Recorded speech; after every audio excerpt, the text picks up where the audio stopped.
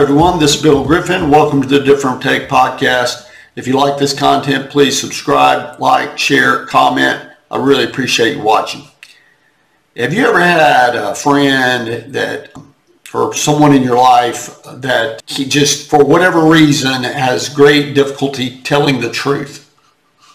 And then you make the decision that you just have to cut them out of your life.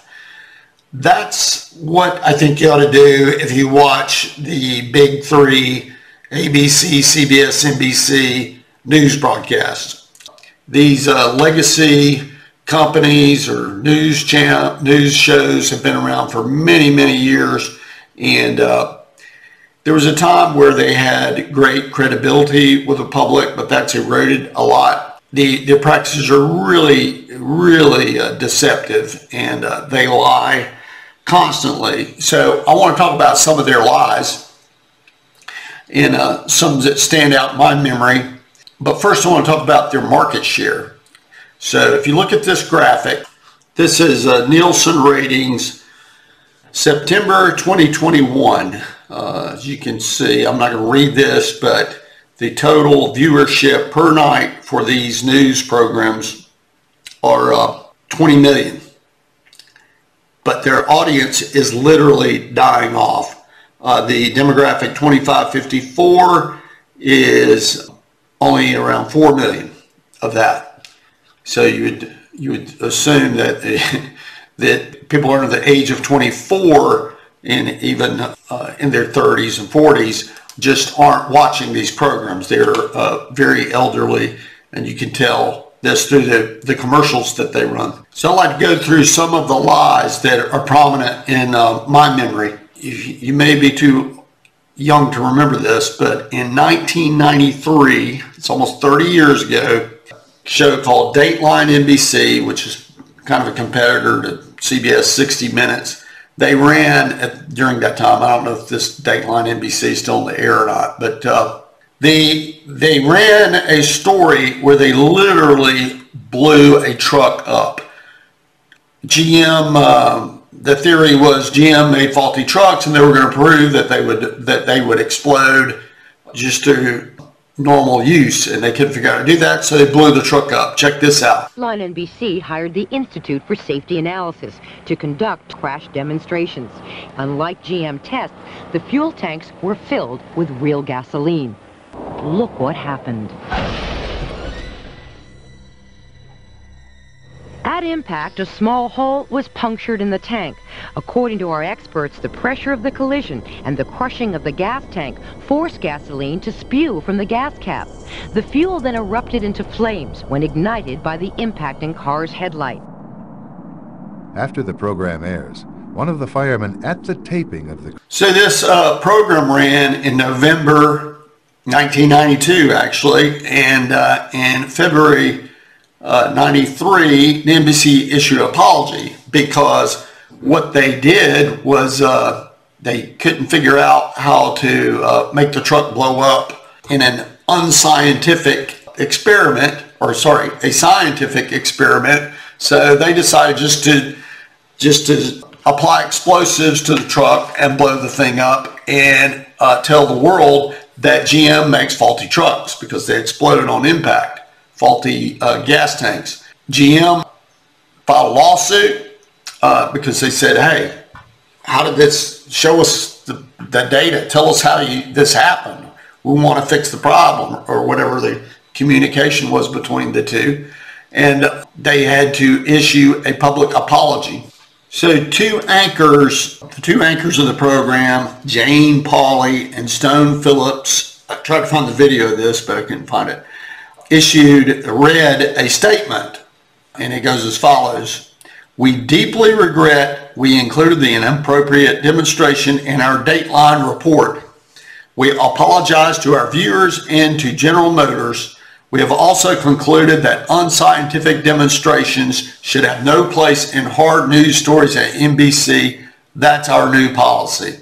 So their old policy apparently was they would just lie to the public, totally deceive the public with this kind of thing. Or maybe their new policy was we're not going to get caught. caught. We're going to get better about not getting caught, about deceiving the public. Another interesting thing about this statement is they say they've concluded that unscientific demonstration should have no place. Yeah, that's pretty, it's pretty unscientific just to explode a truck. People still watch this program after this. They still watch the news shows after this, knowing full well that these kind of things happen. The next one I want to talk about is Brian Williams. And he was a anchor at NBC for quite a long time. He was the golden boy. He was groomed to replace the longtime anchor Tom Brokaw. So he was here for with NBC something like 28 years, and he was anchor 1993 is when he started.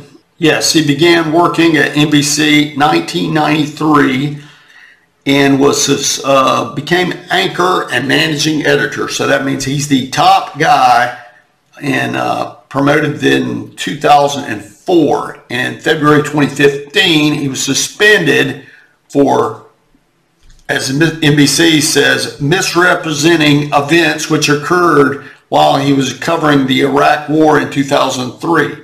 So that's not the only things he lied about. When I say he is a liar, this is a self-confessed liar. So I want to go through just a few of these. He lied in January 30, 2015. He lied about when he was in Iraq. Was in a helicopter that was forced down after being hit by a rocket-propelled grenade. He would lie about stuff that just really he didn't need to lie about. It had nothing to do with the news, but you wonder how many lies were in the news, because if he's willing to lie about these small things, he's willing to lie about a lot more, and that's what people generally do. On the May 3rd, 2011 broadcast, Williams said that he had the great honor of flying into Baghdad with SEAL Team 6 at the start of the war. That didn't happen. He also lied at a 2008 forum at the Ronald Reagan Presidential Library. Williams said that he was, quote, was at the Brandenburg Gate the night the Berlin Wall came down. That is also a flat out lie. In most organizations, there's no way you keep your job.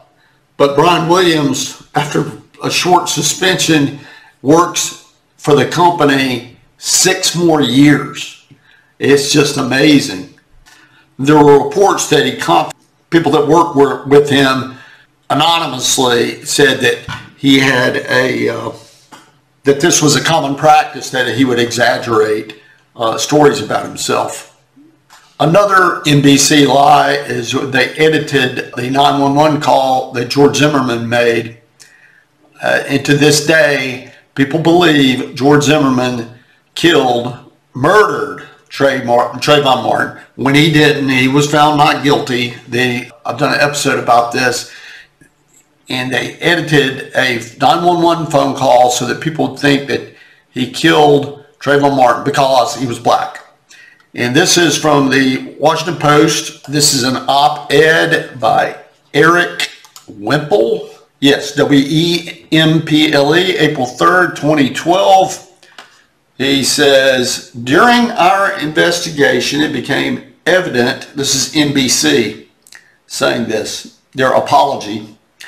During our investigation, it became evident that there was an error made in the production process that we deeply regret. We will be taking the necessary steps to prevent this from happening in the future and apologize to our viewers. So that was the NBC apology addressing the Today Show's failure to abridge accurately the conversation between Zimmerman and the dispatcher in this high-profile case. This is how the program portrayed a segment of that conversation. Zimmerman, this guy looks like he's up to no good. He looks black. What actually happened, and here it is, Zimmerman, this guy looks like he's up to no good, or he's on drugs or something. It's raining and he's just walking around looking about. Dispatcher, okay, and this guy, is he black, white, or Hispanic? Zimmerman, he looks black. It's amazing that people still would watch any programming from NBC News with these history of lies over and over and over again. When you look at their explanation, it's really, really meek. It says, during our investigation, it became evident that an error was made in the production process. It was intentional, it was malicious. It wasn't just a little boo-boo. And then the next sentence, will be taking necessary steps to prevent this from happening in the future. Yes, what they probably did was they took necessary steps to make sure that nobody could find out about it, and that they could lie in some other fashion. This was brazen. They couldn't get around this one. But how many times have they lied and you did not know, that no one knew that they were being deceitful? There's no telling. The next lie, the media, that I want to talk about, that the media just, for 3 years, left-wing media, but the 3 television networks, for years, billions of dollars in broadcast time, thousands upon hours devoted to this Russia collusion. This is a headline from NBC News. Mueller finds no proof of Trump collusion with Russia. AG Barr says evidence not sufficient to prosecute. This was on March 24th, 2019. This is just amazing. For 3 years, people heard this as soon as Trump was elected, and it went for 3 years. No apologies, no recognition of the amount of time that was devoted to this. It's just absolutely amazing that the public still consumes information from these networks after doing such things. All 3 networks were on the same page, and for, as I said, 3 years this went on, and people still watch. This is Adam Schiff on Russia collusion. But we do know this: the Russians offered help, the campaign accepted help, the Russians gave help, and the president made full use of that help. And that is pretty damn. Adam Schiff, congressman from California, perpetual liar, was on all of these programs many times, saying the same, repeating the same lie over and over again, and then people still elect him, which is their right to do, but people still consume the news that puts these people on television for millions of people to watch. It's absolutely amazing, the lack of ethics. And in the 2020 election campaign, the Hunter Biden lab story comes along, and all 3 networks, same page, and suppressing this story. They didn't report on it, and we find out that's absolutely true. It was a reputable story from the very beginning, and you may recall ABC had Hunter Biden on about this. He was clearly lying about it, lying about his connections, foreign connections with Russia or China. His connections with Ukraine.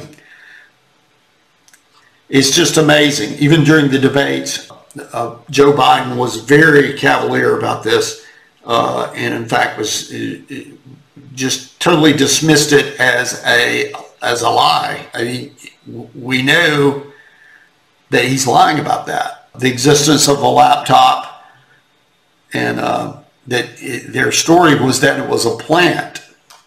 On the opposite side of the spectrum, you have Tim Russert. If you don't know who Tim Russert was, He was the host of Meet the Press, or the moderator on Meet the Press from 1991 to 2008.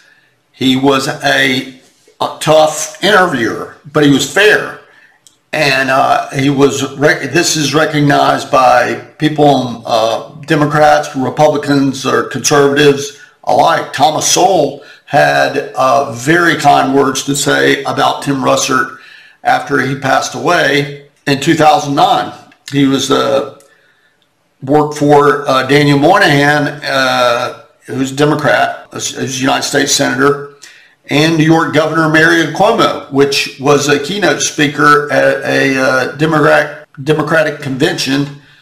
I think it was in 1984 or so. But he had a very fair reputation. If you contrast to today, to Chuck Todd, who's the host of Meet the Press, he's a political hack. He's a swamp creature. He is very deceptive and completely biased. He just doesn't even come close to having the credibility that Tim Russert had. In fact, Russert was such a believer in being a journalist. He was, after his death, it was revealed that he was a 30-year source for syndicated columnist Robert Novak. And if you don't know who Robert Novak was, he was a determined reporter, but he was a staunch conservative. And you can see videos of him, very good speaker. So to work with someone like that is to get information out that that the public can trust is just not done on these networks nowadays. That just doesn't happen. So I'm going to break this subject into 2 episodes. A person could probably do 100 episodes on this topic. The lies are endless. But that's the end of part 1. Please tune in for part 2. This is Different Take Podcast. I really appreciate you watching. Please subscribe, like, share, comment if you like the content. Thank you for watching.